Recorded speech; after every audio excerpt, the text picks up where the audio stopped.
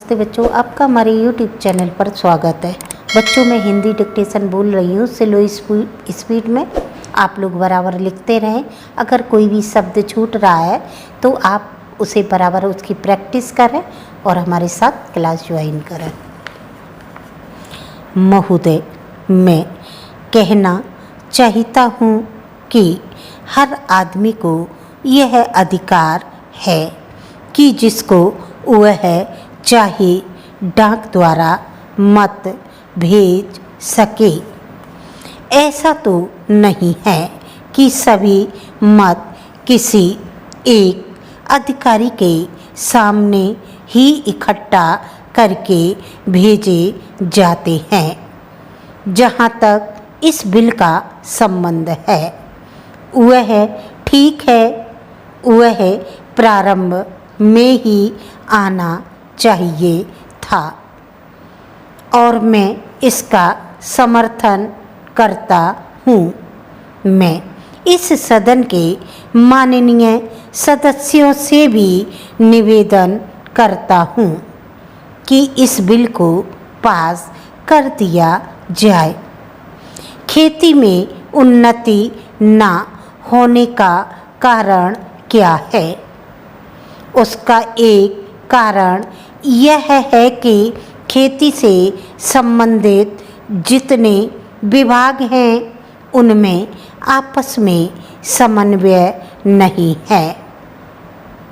खेती के लिए अच्छी खाद की आवश्यकता है, पानी की आवश्यकता है, औजारों की आवश्यकता है और धन की आवश्यकता है।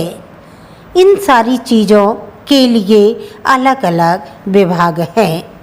मालूम ऐसा पड़ता है कि उनका आपस में कोई संबंध नहीं है। वे आपस में मिलकर कोई योजना नहीं बनाते जिससे खेती की आवश्यकताएं पूरी होती।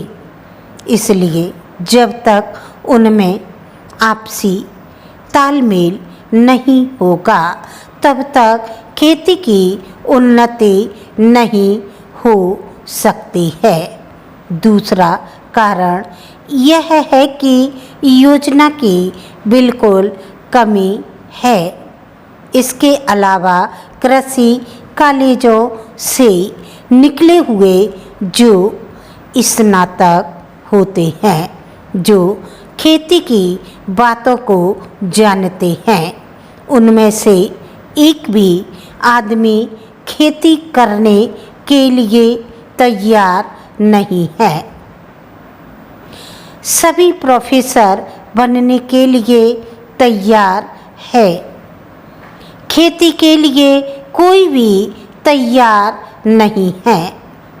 एक बात मैं माननीय मंत्री जी से विशेष रूप से कहना चाहता हूँ।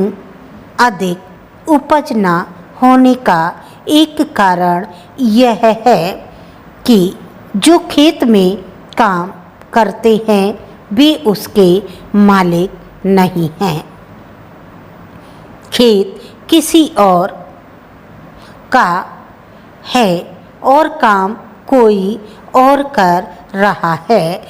इसलिए मेरा कहना यह है कि किसानों में जब तक यह भावना पैदा नहीं होगी कि यह मेरी भूमि है, तब तक अधिक उपज नहीं हो सकती है। इसके लिए आप जब तक भूमि सुधार नहीं करेंगे तब तक कोई बात बनने वाली नहीं है। दुर्भाग्य से इस देश में खेती करने वाले बहुत कम लोग ही भूमि के स्वामी हैं। खेती की उन्नति के मूल आधार हैं पानी, खाद, बीज, धन, उपज का उचित दाम और भूमि सुधार। इन सब की ओर कृषि मंत्रालय का ध्यान नहीं है। सरकार को प्रत्येक खेत को पानी और हर आदमी को काम देना सुनिश्चित करना चाहिए। आपको डिक्टेशन अच्छी लगी तो आप लाइक करें, सब्सक्राइब करें। That's all.